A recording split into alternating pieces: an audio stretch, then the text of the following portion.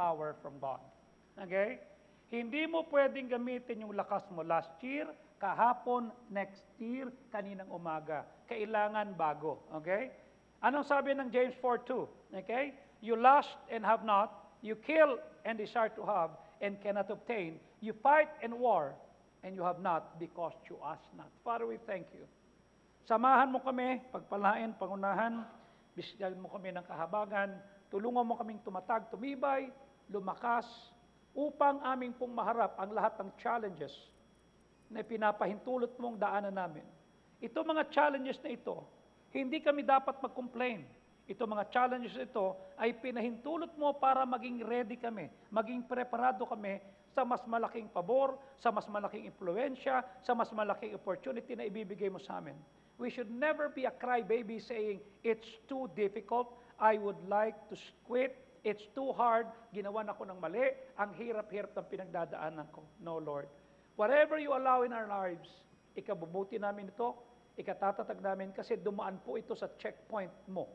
Salamat po sa inyo sa pangalan ng Kristo Jesus. And all God's people say, please be seated. Thank you very much. 2 more Sundays. Amen?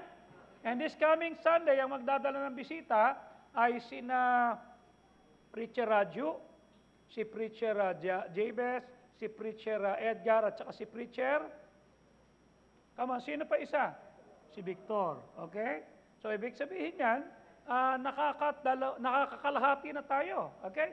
And then, on the last Sunday, that will be the GTBA Sunday. So, all the parents and lahat ng bisita nyo, dala nyo rin. Okay? And ang pinakamaganda, this coming Sunday afternoon, okay? Ating pararangalan, ating kilalanan, yung 5, 10, 15, 20, and 40. Bakit may 40, Pastor? Kasi ganito po yan.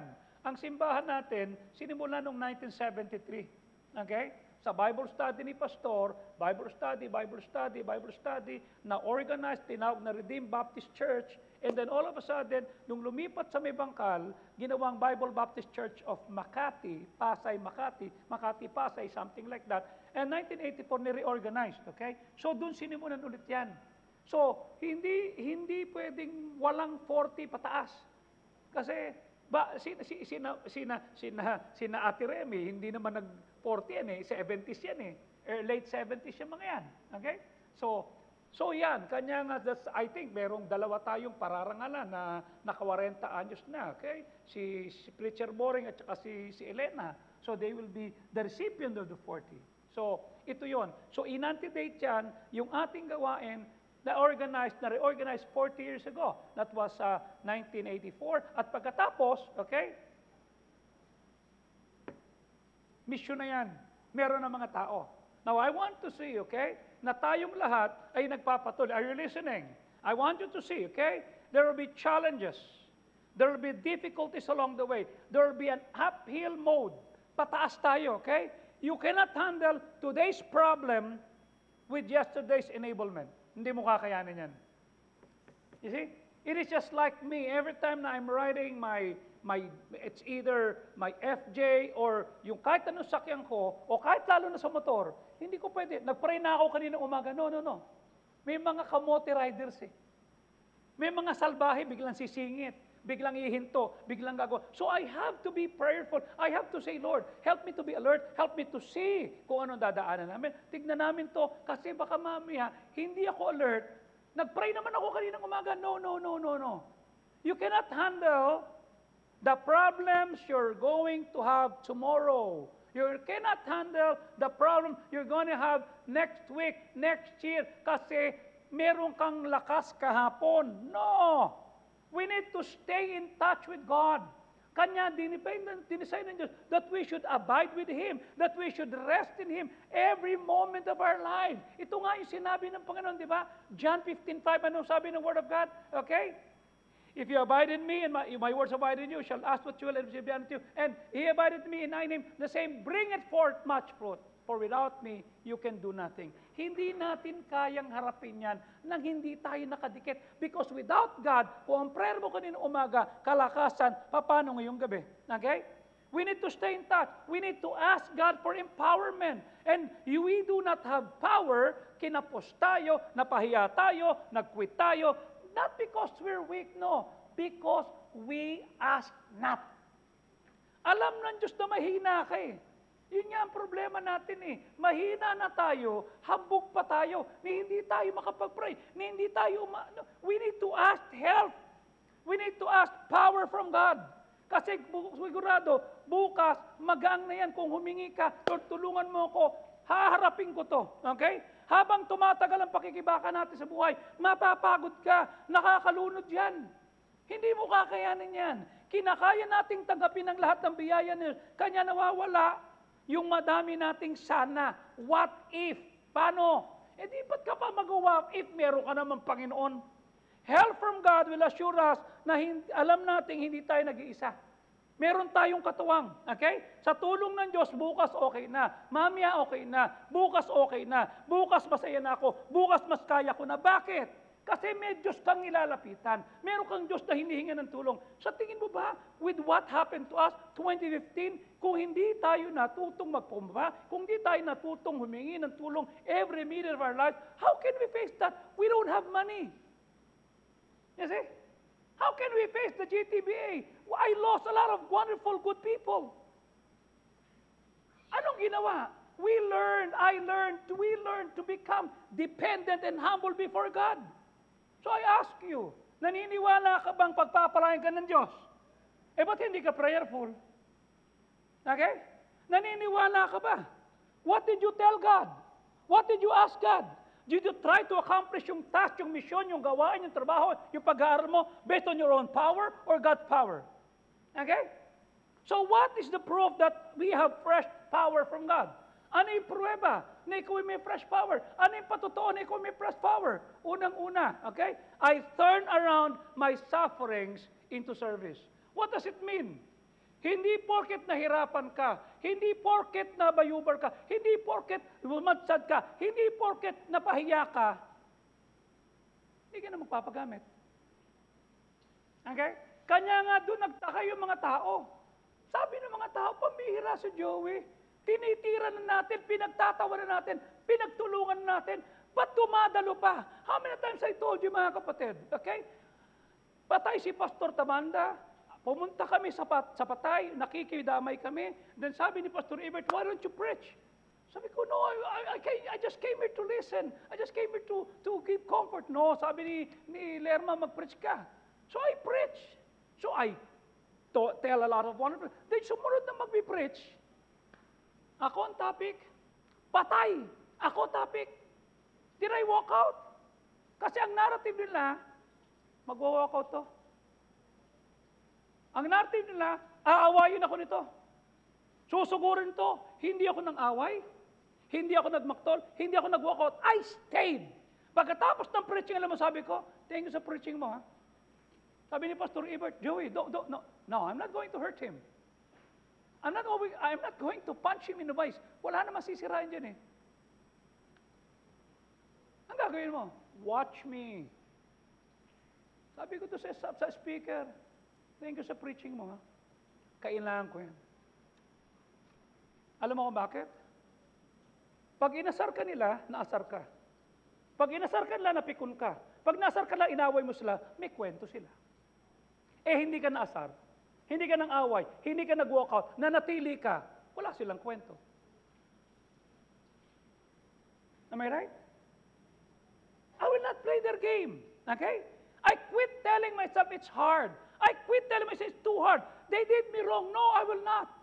Anong sabi ng 2 Corinthians 1:6? Okay? Datapwat maging kami may mapighatian para sa inyong kaaliwan o kaligtasan, which the effectual in the enduring of the same suffering, kami man ay nagdurusa.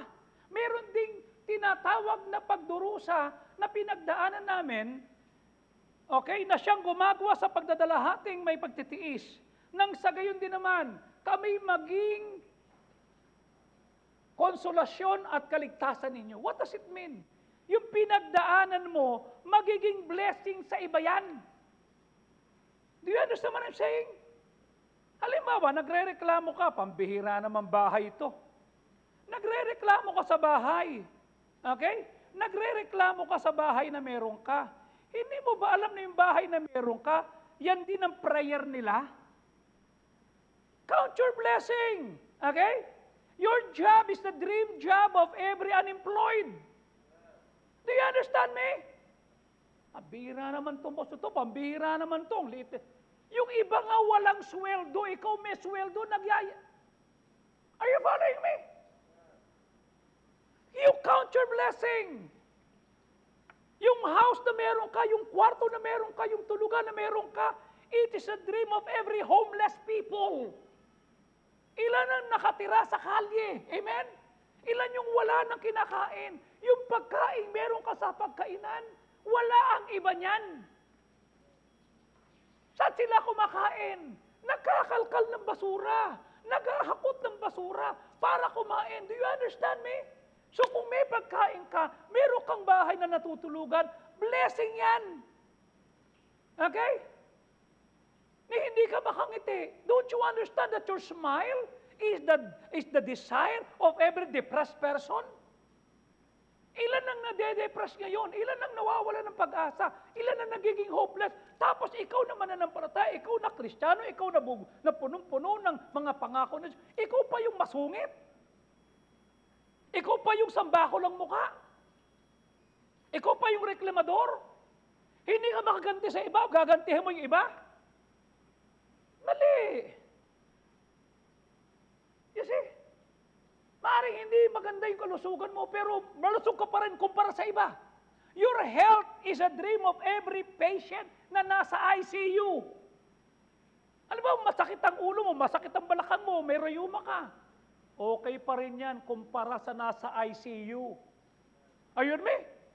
Nung makita ko si Philip, nung nadudong kami sa PCICU, I don't know what is PCICU, basta alam ko ICU, but meron pang P. Oh. Yun namang mga bata naman, ay iba rin ang tawag doon. Nico naman yun, Nico. Hindi ko alam, basta ICU yun eh. Nung makita ko nakaganon lang, humihinga lang siya. Gusto niya sumakit ang paa niya, wala siyang pakiramdam. Your lifestyle. Oh. Ang problema sa iyo, pagdating sa kape, nakakapila ka. Di ba? Oh. Kaya mong maghintay sa mahabang pila para sa kape. Eh wala ka naman pera. Purita pa rin naman. Kantahin ko na lang, kantahin ko. Pag sa kape sa Starbucks nakapila, am I right? Kahit ang haba ng pila, masabi lang na may kape siya. Eh pulubi naman, hindi naman kaya. Oh, ako, I love coffee, but I will not pay. No, I make my own coffee. Ako na lang gagawa ng kape ko. You see, pangalawa, hindi ko rin naman gusto yung kape nila.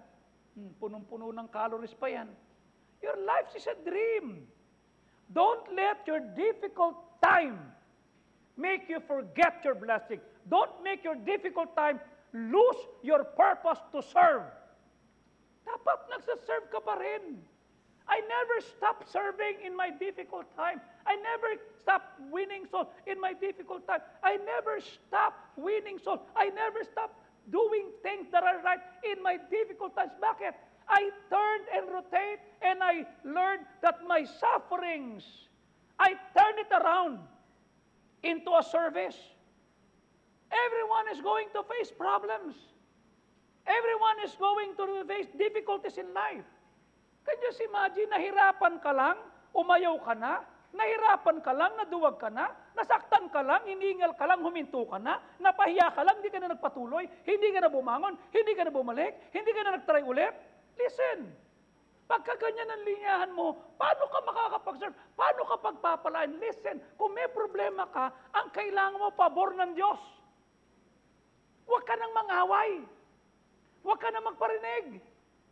Huwag ka nang mang-asar pawag. Kasi ang kailangan natin, pabor ng Diyos. Tingnan mo, pag meron kang difficulty, anong sabi mo? At ako lang naghihirap, sana all, sana sila rin. Lalo na ito, lalo na ito.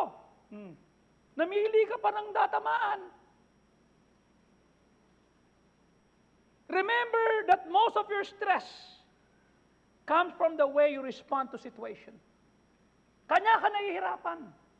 Kasi mali yung pagtugon mo.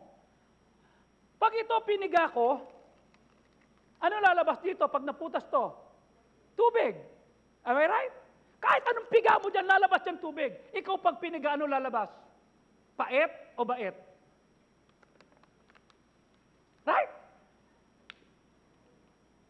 Mapait ba? Mapait? Kasi sinabahi ko nito kasi ginawa. Tingnan mo yung linyahan sa tulpo, di ba? Kasi yung tatay didimanda, yung nanay dadali sa ospital, gagawa ng, can you just imagine? So ano nangyari? Sometimes our conversation with God are fruitful. Maganda. But oftentimes our prayers feel like we're talking to a wall. Bakit? Pait eh. In fact, we should not be surprised by such variation na nangyayari sa atin ng Diyos. Why would you expect God to answer your prayers? Why would you expect your prayer life to remain uniform kung ikaw mismo hindi ka pareho araw-araw? Alam na pagkakulang ka ng pera, sambakol mukha mo. Alam na kapag hindi kayo magkasundo kagabi, nakasimangot ka na. Alam na. Have you been consistent? Ha? Ano ba dapat ang attitude natin? Aba, titignan natin ang sabi ng Psalm 95, verse number 6, hanggang verse number 8. Okay? Psalm 95, verses 6 to 8. Anong sabi? O kayo'y magsiparito, tayo'y magsisamba, tayo'y lumuhod sa harap niya na ating tagapagtamay lang sa atin. Verse number 7, sapagkat siya ang ating Diyos, tayo'y kanyang mga tupa, at mga tupa sa kanyang kamay, ngayong araw na ito, kung marig mo yung kanyang tinig. Verse number 8, huwag mong patitigasin ang iyong puso pag ikaw ay pinoprovoke. Kagaya rin ng araw na sila'y tinukso. Tingnan mo ha, huwag mong patitigasin, huwag mong hahayaan na yung hard situation mo, maging matigas ang puso mo. No. Dapat yung hard situation mo will turn around to service. Lord, magsaserve pa rin ako, mag-aakay pa rin ako ng kaluluwa, aawit pa rin ako, tutugtog pa rin ako, gagawin ko pa rin yung ministry ko. Bakit? Pinagdadaanan ka na eh. Ano sabi ng verse 7? Siya yung ating Diyos. Tayo'y kanyang mga tao. Tayo'y mga tupa sa kanyang kamay. Kanya sabi niya, pagka ngayong araw na to, narinig mo ang kanyang tinig, huwag mong pagmatigasin ang iyong puso. Huwag. How do you speak to God? How do you pray to God when you have a problem? Depende yan. Una, sa understanding natin of who God is. Okay? Pag ang tingin mo sa Diyos, isang ama na mapag-alaga, mahabakin, mapagkalinga, aba, ang ganda ng prayer life mo. Pero kapag ang tingin mo sa Diyos, bakit naman Lord? Ako yung tama, sila yung mali. Ako yung ayos, sila yung hindi tama. Tapos sa akin mabigat yung kamay mo. Ano ba yan? Do you see God as a harsh, demanding father? Do you see God as a very strict father? That you cannot live up to His expectation? Kanyang magwawala ka? Oh. Kung tayo pupunta sa Kanya with a rebellious heart, okay? Kasi lumalaban ka, kasi nasaktan ka, kasi napahiya ka. Oh. Aba, next time, tanong mo sarili mo, how do I picture God when I pray? How do I picture God? Pag may pinagdadaanan ba akong pangit, mabigat ang kamay niya, pag maganda, okay lang? Eh si Kristo nga eh. Okay? Walang kasalanan. Si Kristo nga nauhaw. Si Kristo nga tinuliksa. Si Kristo nga pinagkaluno. Si Kristo nga tinatwa. Si Kristo nga nabayubay. Walang kasalanan. Tayo ang ganyang focus. Hindi siya nahirapan. And at the time that He was crucified on the cross, God is still His God. Because He said, my God, why hast thou forsaken me? Okay? Hindi siya nagreklamo. Ang Diyos pa rin ang Diyos niya. Ang tanong ko sa iyo, pag may pinagdadaanan ka, ang Diyos pa rin ba, Diyos mo? Nagsaserve ka pa rin ba? Magpapasakop ka pa rin ba? Okay? Tingnan natin ang sarili natin. God will give us grace that we need to endure those hard times. Eh, paano mo makikita yung grace? Mayabang. Paano natin makikita? Hindi nagpipray. Paano natin makikita? Nagre-reklamo tayo. mo, pag nakita mo yung kinaiinisan mo, ano sasabihin mo? Makita lang kita, kompleto na problema ko. Ang tindi mo. Ang lalim ng pinaguhugutan mo. Pwede mo na sabihin, makita lang kita na gumaang na yung kapakiramdam ko kasi, yung sasabihin mo, makita lang kita, gumaang, na kompleto na problema ko. God also is willing to use your experience, my experience, to help other people. Ang tanong ko, paano kang tutulong kung ikaw mismo miserable? Paano kang tutulong kung ikaw mismo laging galit? Paano kang tutulong kung ikaw mismo hindi ka prayerful? I showed to you how it is that I go through a difficult time na hindi ako tumigil mag-serve, hindi ako nang away, hindi ako sumagot. Bakit? I adjust my attitude. I change my perspective. I look good to every situation that God has given me. I took the lesson and find new opportunities for me to grow. And I said, Lord, I will let the extra stress aalis yan. Yung overthinking ko, walang mangyayari dyan. I will submit to you. You see? Kanya, kahit ano iba to sa akin, binuhusan na ako ng kape, fine with me. I don't mind you. Bakit? Kasi pag naasar nila ako, pag nagalit ako, manggugulpe ko, mga-away ako. Okay? Hindi naman sila mananalo. Doon kanya lang, panalo sila. Bakit? Na-provoke nila ako eh. Naasar nila ako eh. Ayaw ko nga nun eh. Sabi ko, Lord, mahirap ha, pero dahil sa iyo, kakayanin ko. Okay? God does not want you to waste your hurt. Nasaktan ka na eh. Alam mo kung bakit? Somewhere in the future, may taong nasaktan. Ano sabi ko sa inyo? Okay? Hindi lahat ng nagpaligaya sa iyo, paninindigan ka. Hindi lahat ng pumuyat sa iyo, jojowain ka. Hindi lahat ng nagpasaya sa iyo, okay, titindigan ka. Kung yung mga legal, hindi nagtatagal. Okay? Somewhere in the future, may lalapit sa iyo. Ganyan din ang problema. Iniwan ng tatay, iniwan ng asawa, namatayan ng anak, nawalan ng trabaho, naghirap. Ano ikukwento mo sa kanila kung di ka nagtagumpay?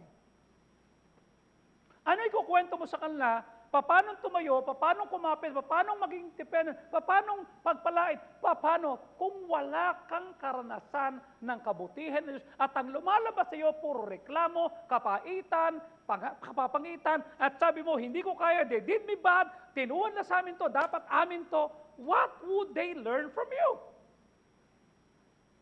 You see? What would they learn? There are so many people who are struggling. They're trying to find their hope in their situation. Di ba tayo din yun? Naghahanap din tayo ng pag-asa eh. Lately, we're having a hard time to find hope. There are situations sa puso na we felt defeated, we felt discouraged, we felt disheartened. At yung mga tao sa paligid mo, the same thing. Kung ikaw nga na Kristiyano, kung ikaw nga naman patay, ikaw na nagpe-pray, ikaw na may pastor, may preacher. Okay? Kumakanta, umaawit, may pangako, lumalapit sa harap Diyos. Hindi ka exempted sa defeat, sa discouragement, sa disheartened. Dila na yung walang Panginoon. Okay?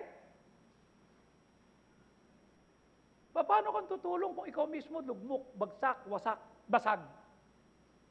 Okay? So why don't we come to God and say, Lord, can you help me to hope again? This is the same feeling that I have 2014, 2015. Lord, pwedeng umasa ulit. Pwedeng magpapansin ulit sa'yo. Pwede ba, Lord? Can you help me to have faith beyond my understanding? Can you help me, remind me of my weaknesses that are not my defeats? Can you remind me that your steadfast love goes beyond my goals and my dreams? Can you remind me of how faithful you are to me? Alam mo nangyari in my hopelessness, 2014, 2015? I let God's word be the loudest. He's there, He's in my situation. He's in your situation. He's breathing hope to the hopeless heart. And it's okay to be honest, Lord. Ang sakit. If you're trying to keep it all together, na hindi ka humihingi ng tulong sa Diyos, paano kang magkakaroon ng ministry sa iba? God can see your heart. At gusto ng Diyos na yung puso na yan ay maging malakas. Gusto ng Panginoon na yung puso na yan maging matatag. Gusto ng Panginoon na yung puso na yan ay maging maayos. Gusto ng Diyos. Okay? So God will not remove all those uncomfortable things. Hindi niya alisin yung mga tao, yung kabigatan, yung problema.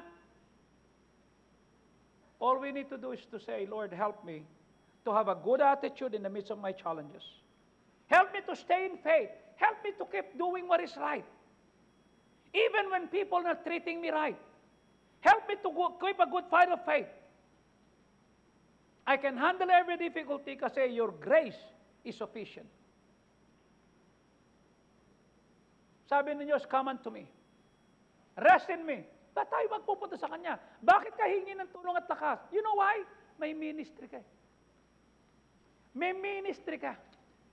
May nanonood sa'yo. Ano ulit yung sinabi ng 2 Corinthians 1:6? Okay? Datapwat maging kami ay namimigati. Okay? Para sa inyong kaaliwan at kaligtasan. Maging kami may maluwi sa inyong kaaliwan na siyang gumagawa sa pagdadalitang may pagtitiis. Binabata namin yung dapat naming batain. Bakit? Kasi gusto namin maging consolation. Gusto namin maging maayos sa inyo.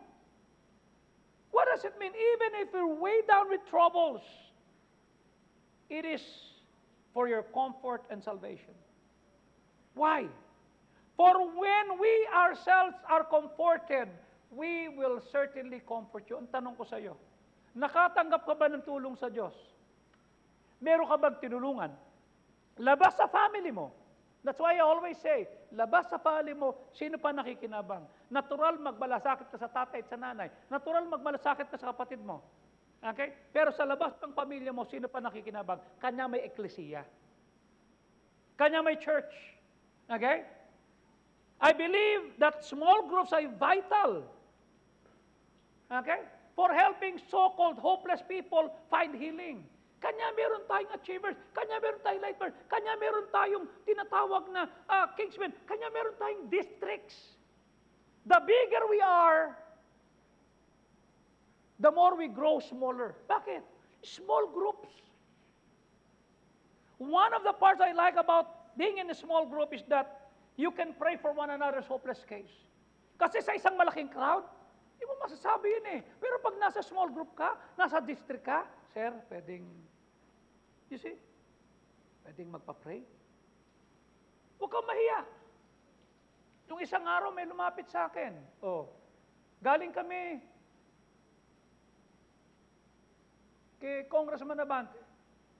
Gabi, kuya, pwedeng tumawag sa iyo? They call me kuya. Kung di kuya, anak. Ano yun? Ito po nangyari. Ito po eh. Sabi niya, nung bata po ako, kuya, pastor to ha, nahook po ako sa pornographic. Lagi ako nanonood ng pornographic. Kanya, nung masave ako, hindi ko na-list yan. Nood ako ng nood. Kanya nangyari, nakita ko yung crush ko, ang kagusto rin sa akin, para kami nasa Bible school. Ginagawa namin yung hindi namin dapat gawin. Pero masama, na-addict ako eh. Na pag may nakita ako, kahit bata, aakbayan ko. Kahit yan ito. Ngayon, may kinukwento sa akin yan. Hinahabol ho ko nung nakaraan ko eh. Bakit? Dinimanda po ako eh.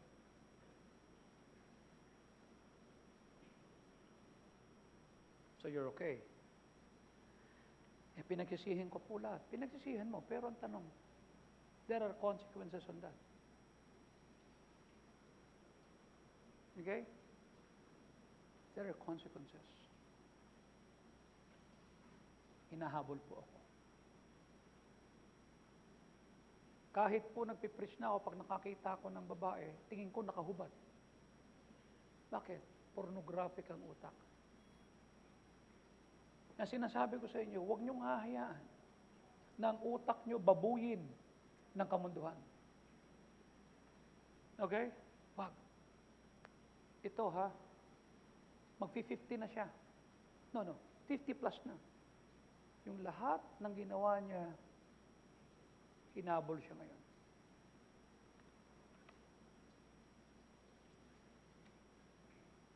Sabi ko, sige, pray tayo.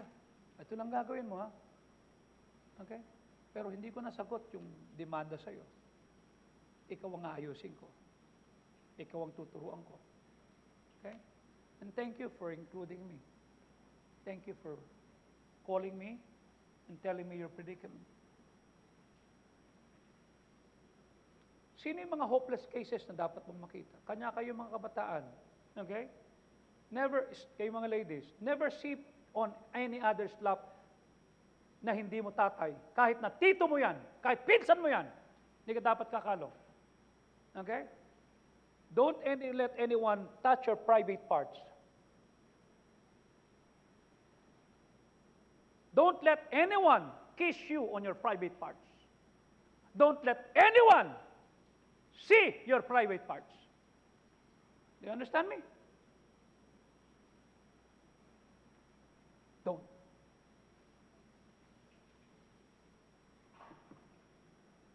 Dahil may mga abusado. Okay?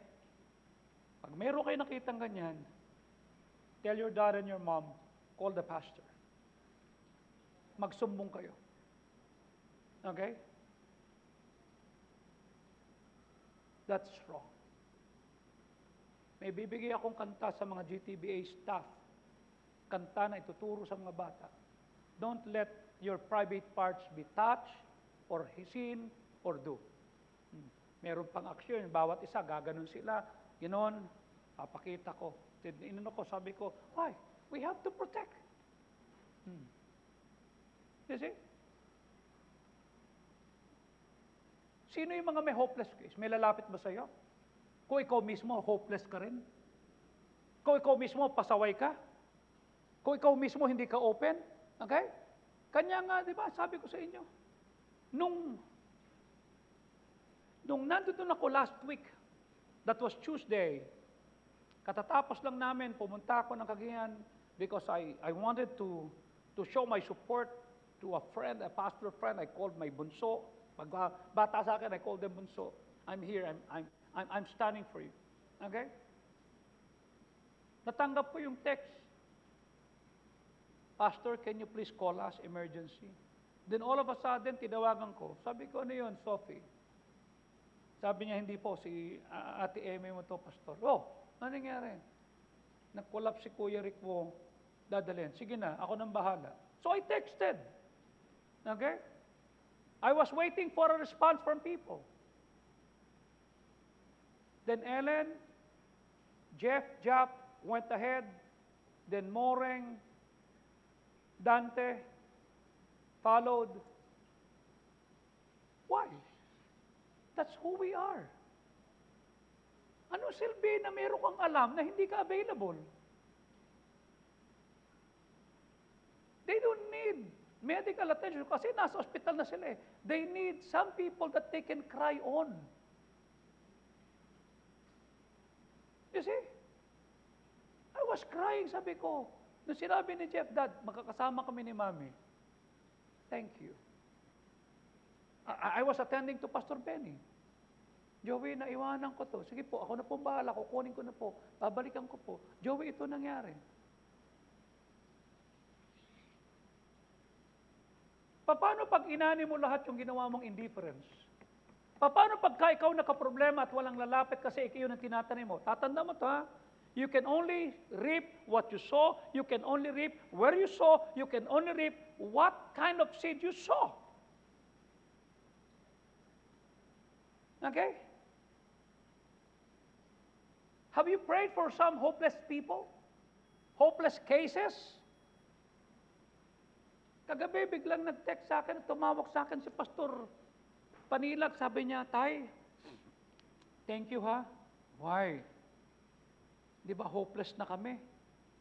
Dahil hindi namin makuha yung mga records namin sa school and everything. Yes. Di ba gumawa ka ng chat group natin? Ako, ikaw, si Pastor Job? Yes. Meron na po kaming permit sa school. Wow! Good! The Lord, parang ewan ko kung ano. Oh, nakadiretso na sila sa SOT.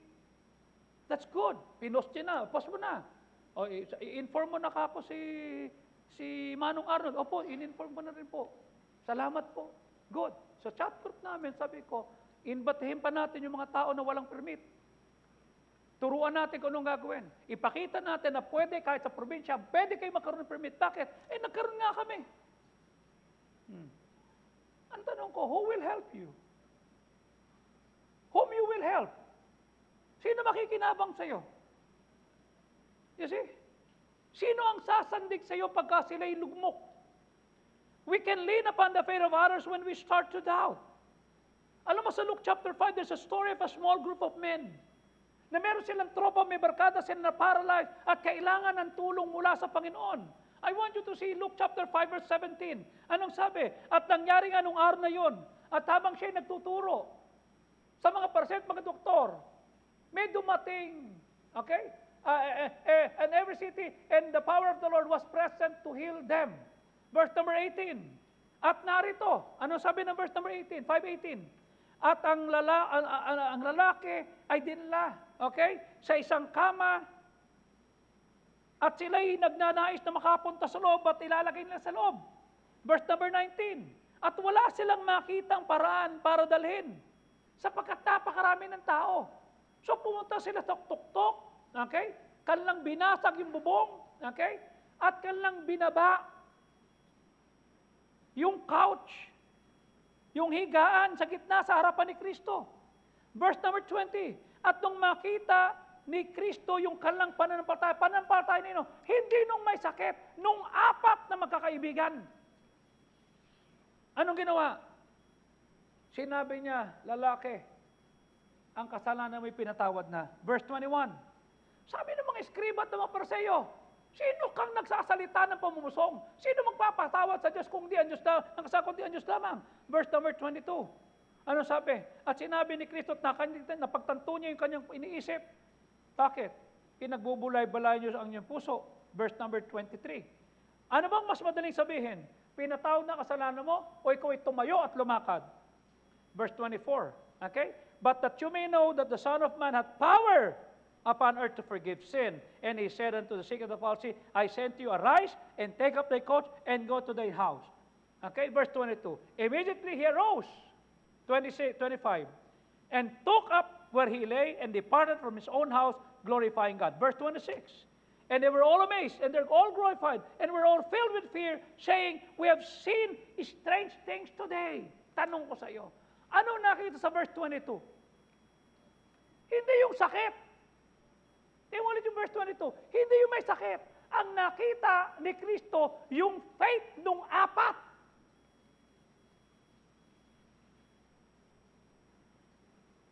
Ano makikita mong lesson dito? Okay? Anong nangyari dyan? Oh? Sa verse number 20, verse 20 pala, verse 20. But when he saw their faith, he said, thy sins are forgiven thee. Ano makita natin dito? Unang-una, compassion. Bakit? Itong taong ito, pinagaling kasi yung kaibigan niya nagmalasakit. Tanong ko sa iyo, sino maliligtas sa linggo kasi nagmalasakit ka? Sinong lalago sa pananampalataya kasi nagmalasakit ka?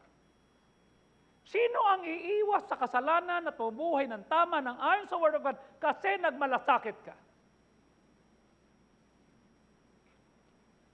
Hindi ka nagdadala ng bisita, hindi ka nag-aanyaya kasi requirement, kasi gusto mong ma-meet yung goal. No. Kasi may compassion ka. Anong sabi ng verse 18? At narito, dinala ng mga tao ang isang higaan ng isang lalaking lumpo at pinagpilitang makapasok at ilagay sa loob. Verse 19. At nung hindi sila makasumpong ng papasukan, dahil sa karamihan ay nagsiyak sa bunga ng bayan, at doon binutas at ibinaba sa gitna, pati ang higaan sa gitna ng harapan. Kanya ka nagdadala ng bisita, kanya ka nagso-soul winning, kanya ka hindi para i-flex. Kasi may compassion ka. How many times I told you, when I was still in college, sabi ko, Lord, hindi ko gustong ako lang ang pupunta sa langit. Kailangan yung classmate ko, kailangan yung nagturo sa akin, kailangan kami, yung lahat na madala ko sila. Bakit? Compassion ang tawag doon. They're hopeless. Matatalino sila pero wala silang Kristo. Magagaling sila pero pupunta sa impyerno. Do you have compassion? It all starts about us caring for people who are hurting. Ilan na nasasaktan? Sa trabaho, sa opisina, sa pamayan, kapitbahay. Oh. You see? Ilan ang taong lugmok? Ba't ganyan ang itsura mo? Dahil po sa DP. Anong DP? Di pinili, di pinaglaban, di pinahalagahan. Ilan yung mga hopeless case? Anong sabi ng Romans 15:2? Hayaan yung bawat isa, okay, ay magbigay lugod sa kanyang kapitbahay, sa kanyang ikabubuti at ikatitibay. Listen ha, sino ang bumubuti, sino ang tumitibay dahil sa iyo? You see? Sino? We should help others. We should do what is right.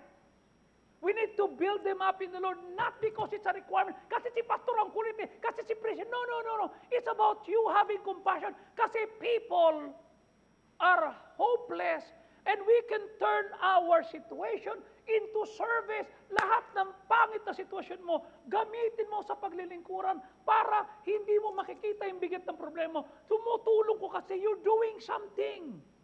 When the flashlight grows dim, when the flashlight quits working, itatapon mo yung flashlight? Ganun ba yun? Anong gagawin mo pagka yung flashlight wala ng ilaw? Anong gagawin mo? Tatapon yung flashlight? Anong gagawin mo? Papalitan mo ng baterya. Ayun mo ilang tao ang wala lang baterya pero buhay pa rin. They live in the dark places.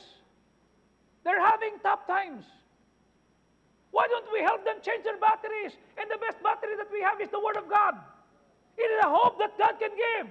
It is what God can do, the grace of God. Kagaya ng flashlights. Kailangan ng tropa na barkada ng kaklase mo ng 3AA. Ano yung 3AA? Di ba maliit na baterya? Ano yung 3AA? Attention, affection, acceptance. Paano mo maiintindihan ng tao na malayo ka? Ang tingin mo, downline, ang tingin mo, kliyente, ang tingin mo. Kailangan ng 3AA. Sometimes kailangan natin ang type C na baterya. What is that? Compassion. Minsan kailangan natin ang type D na baterya. What is that? Direction. Or simply, you can say, can I share my light to you? Wala akong baterya dali, pero meron akong liwanag. Pwede ba? Let us make our friends know what a relief it is. That he or she is never alone anymore. Bakit? Dinala mo sa Panginoon eh. God used these guys, tong apat, because they were sensitive to their friends' needs. Huwag mo hayaan yung dinala mong bisita, barkada, tropa, ng 2 linggo, kanya mo lang ginawa, kasi numero lang. Wala nang compassion. Okay? At gagamitin ka, God will use us when we are not preoccupied with our own needs. We're not preoccupied by caring for our own needs. Why don't you start caring about others than we do ourselves? I only give 4 hours to myself. 1 hour reading, 1 hour praying, 1 hour exercising, 1 hour I listen to people. Come on, tell me. Normally, yung phones ko ubos. Kahapon, may dumating na pastor. I was in a conference. I was in a Zoom meeting. Sabi ko, baba lang ako. Pagbaba ko, sabi ko, hi. So, hey, yes. Ando doon yung mag-asawa. Kanina, paglabas ko, dahil may kinakausap akong sunod-sunod na sa opisina, bigla may pastor, ako po yung nagba-Bible study. Good. Alam mo po, ganito, ganyan. Good.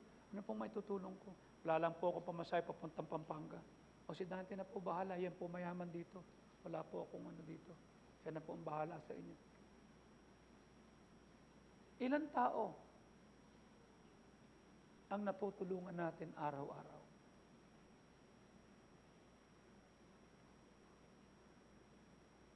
Are you preoccupied with your own needs? Inapeko, kawawa ako, walang pumansin sa akin. Hindi ka magiging blessing sa iba. Hindi ka magkakaroon ng compassion kasi ang tinitin mo sarili. Why don't we care more about others than we ourselves? You know why? How can God give you answered prayer? How can God help you give more favor, give more influence, and give more opportunities kung ang laging iniisip mo, I, me, mine, myself?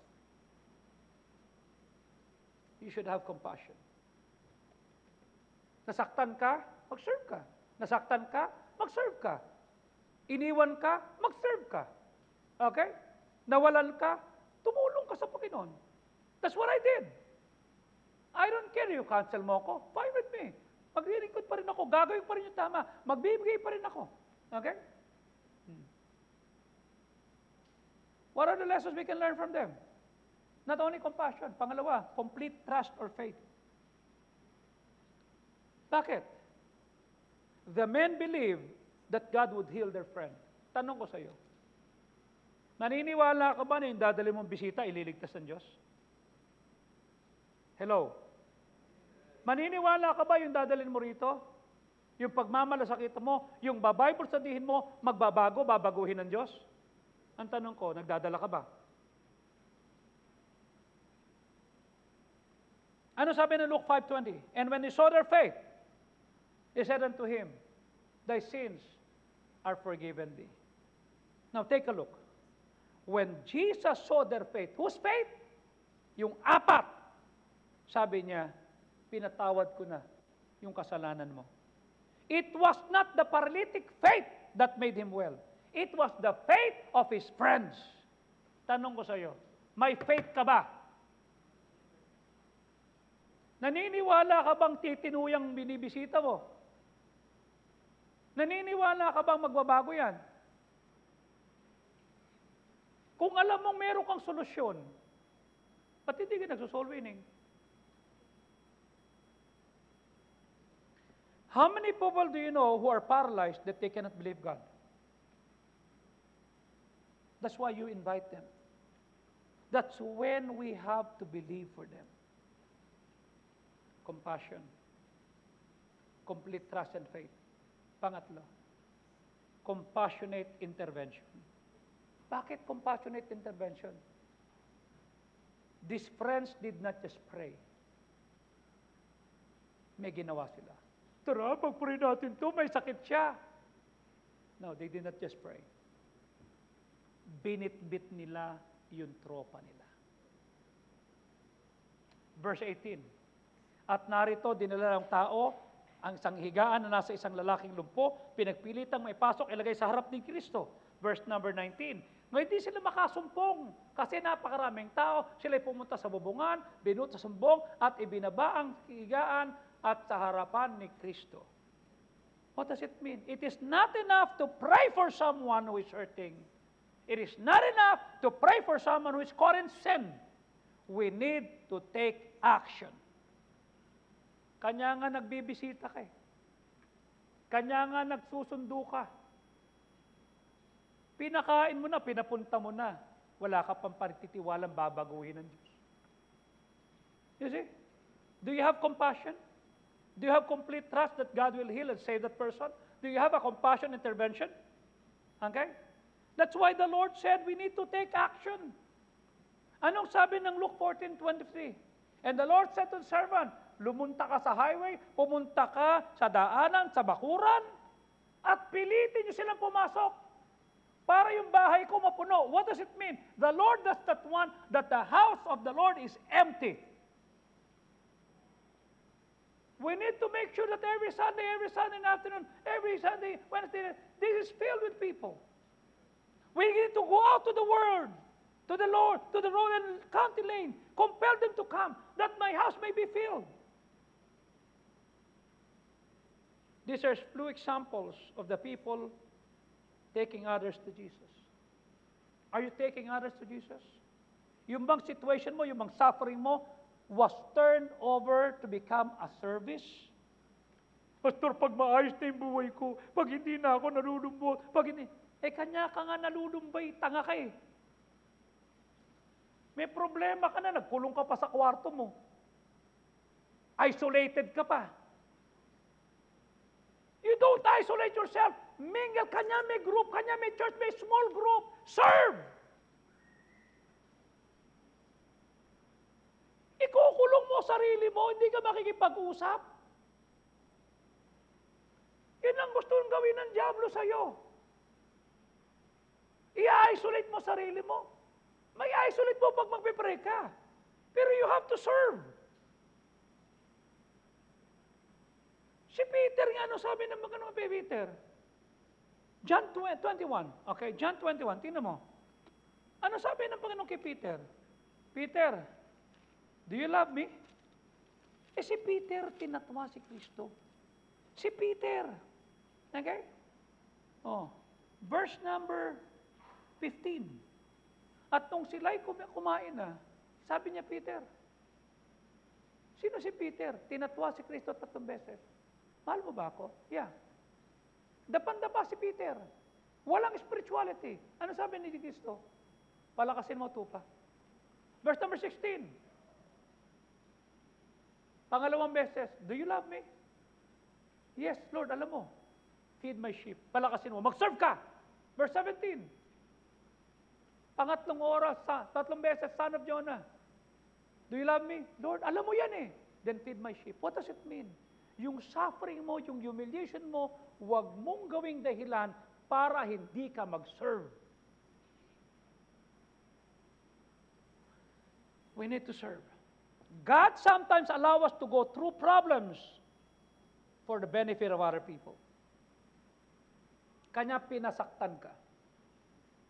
He may let you go through a period of darkness, depression, discouragement. You know why? So that you can comfort others with the same comfort He gives you. Paano ka magiging comfort sa iba? Nagtatago ka. Ina-isolate mo sarili mo.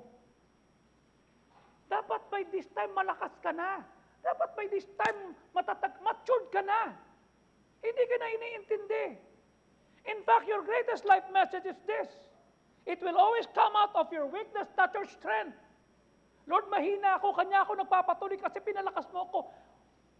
We need fresh power from God. Who can better help somebody na makarecover sa alcoholism? Din dating lasenggo. Am I right? Who can better help somebody who's going through the pain of divorce? Di yung nakaranas na sa hiniwalayan pero nagpatuloy. Hindi nangaway. Who can better help a parent na nagkaroon ng anak na may sakit?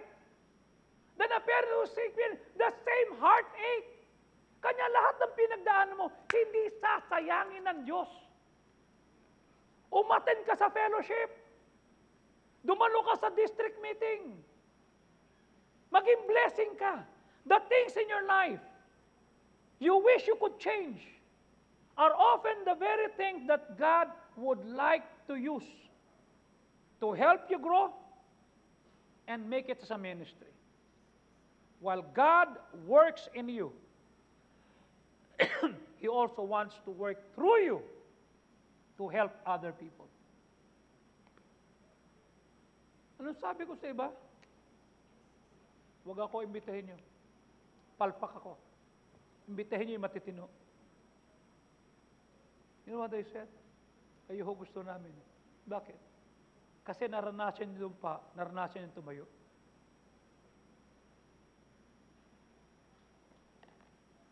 while God is at work at you.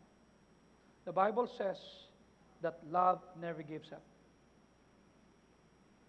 Alam mo ba tuminto ka? Napahiya ka? Nasaktan ka? Natuliro ka? It's always hopeful. Love. It always endures through tough circumstances. Love, consider other people. Do you love God? Kung mahal mo, Panginoon, hindi ka titigil. Kung alam mo, Panginoon, hindi ka hihinto. Nahirapan ka, magpapatuloy ka. Nasaktan ka, hiningal ka, napahiya ka, magpapatuloy ka. Magtatry ka ulit, babangon ka. Bakit? May ministry ka. Pero pagka ini-isolate mo sarili mo, anong klaseng ministry meron ka? God said we need to go. Okay? Katangahan sa isang Kristiyano, marami kang gift, tapos ikaw lang nakikinabang. No. Your gift is for others' consumption. Sino nakikinabang sa'yo? Okay? Sino ang mapapalakas dahil sa'yo? You see? It's not about money. It's not about anything. It's about us becoming a blessing. Will God see your faith? Na ibang tao pagagalingin niya, ibang tao patatawarin, ibang tao pagiginhawahin niya kasi nakita niya yung faith mo. Let's all stand up, please. Father, we thank you. Samahan mo po kami, bigyan mo po kami ng kahabagan at kawaan. Turuan mo po kami, Panginoon, na maging matatag, matibay, maging problem solver, at maging compassionate, magkaroon kami ng compassionate intervention, meron kaming complete trust and faith, na mapapansin mo po yung faith namin para pagalingin mo po at sagutin mo at baguhin mo ang buhay at puso ng tropa namin. Tulungan mo kami that we will turn our suffering into service. Hindi dahilan na kami nahihirapan, napahiya, nasaktan, titigil kami. Hindi mo aalisin yung mga mali. Hindi mo babaguhin ang ibang tao. Hindi mo babaguhin ang sitwasyon namin. Kasi gusto mo kami maging dependent sa iyo. Gusto mo kaming magpakumbaba sa iyo. Kumapit sa iyo. At yun ang gagawin namin. Tulungan mo kami. While heads are bowed, eyes are closed, no one is looking around. Will you come into the altar and say, Lord, help me to be strong. Help me to continue. Help me that I'll be a blessing sa tropa ko. That you will see my faith dito sa altar. God bless you.